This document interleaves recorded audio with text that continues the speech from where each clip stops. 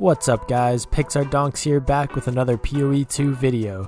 In today's video, we will be talking about a great XP, currency, and equipment farm that will net you a ton of good loot in a relatively short amount of time. This method takes around 15 to 20 minutes per run, and with a little bit of luck, can net you upwards of 1,000 Exalted Orbs per run. Let's dive into it. The farm that we will be focusing on today revolves around the Trial of Chaos.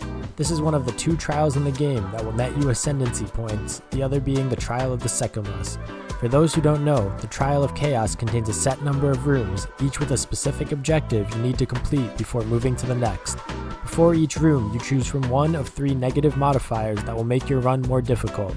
These modifiers stay with you throughout the run, meaning it gets progressively more difficult the more rooms you progress through. At the end of your run, you receive a ton of corrupted rare loot as well as some soul cores. What most people don't realize, however, is that this trial also makes a great farming spot if you know what to look for. Today we'll be focusing on area level 75 plus trials, as these contain the maximum number of 10 rooms and also comes with the opportunity to fight the trial master at the end of the run. More rooms equals more loot, and the later rooms will even drop exclusive items that can be sold for currency at the end of the run. The first thing you will need in order to start this farm is an Inscribed Ultimatum. These can drop from any mob in the game, although they are relatively rare, and we will need a high level one to drop in order to farm the trial properly. Therefore, the easiest way to get the correct Inscribed Ultimatum is to head over to the POE2 trade website. From here, you simply type in Inscribed Ultimatum, set the minimum item level to 75, and press search. As you will see, there are plenty of Inscribed Ultimatums out there selling for just 1 Exalted Orb, which we will be more than able to make up for if you farm the trial correctly. The most important part of any run are the modifiers you pick before each room. Some of the easier modifiers you will barely notice, while others can make the run extremely difficult, if not impossible. According to my research, there are 27 different possible modifiers to choose from, and I'll include a link in the description so you can check them all out for yourself. Keep in mind that different modifiers affect different classes differently, so take my recommendations with a grain of salt. From the point of view of the Invoker Monk, some of the easier modifiers include burning or shocking turrets, blood globules, lessened reach, monster speed, as well as time paradox. I also recommend taking lethal rare monsters if your build can handle it, as more rare monsters with more modifiers equals more loot. Some of the modifiers I try and avoid include Stalking Shade, Impending Doom, Reduced Recovery, Damaged Defenses, Volatile Fiends, Petrification Statues, as well as Escalating Damage Taken. If you plan on challenging the Trial Master at the end of the run, I also recommend avoiding enraged bosses. Obviously, each run will be different, and sometimes you'll have no choice but to take a dangerous modifier, but usually there will be at least one option that won't ruin your run completely. So you have your Inscribed Ultimatum and you're ready to begin a run.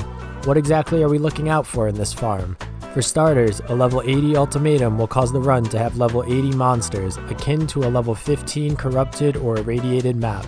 This means that it's one of the best places in the game to farm experience, and each level you gain only makes subsequent runs easier. Another thing we are looking out for are general currency drops. Exalted Orbs, Jeweler's Orbs, and other forms of currency are plentiful throughout the runs, and finding even a single Exalted Orb pays for the run in its entirety. Moving on, completing a 10-room run will drop 7 rare corrupted items at the end of the run, most of which admittedly are not great, but occasionally you will find a juiced item that can be sold on the trade market, netting even more profits. In addition to the 7 rare corrupted drops, a 10-room run will also drop 3 soul cores. All of these cores can be sold through Alva in the currency exchange, but the price difference between the cores varies wildly.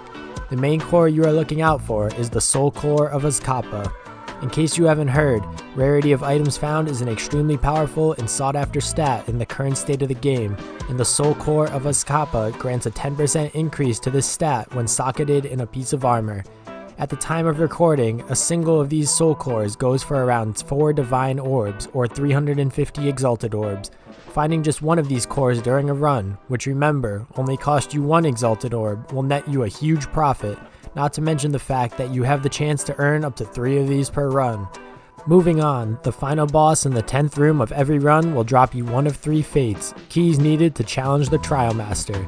At the time of recording this video, the fates range from 10 Exalted Orbs for the cheapest one to 27 Exalted Orbs for the most expensive.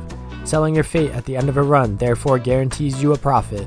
Alternatively, you can keep your fate and store it in your stash until you farm up all 3, at which point you are ready to challenge the Trial Master. This boss is not too difficult, and I would say the process of getting all 3 fates is the most challenging part of the fight, assuming you have the right modifiers. Killing the Trial Master will drop one of 6 uniques, the cheapest of which can be sold for 1 Exalted Orb, while the most expensive can be sold for around 30 Exalted Orbs. This means that on an extremely lucky run, you can get yourself upwards of 1,000 Exalted Orbs from selling your cores and fate alone. Not bad for 15 to 20 minutes of work. I hope you guys enjoyed the video. If you did, make sure to like, comment, and subscribe.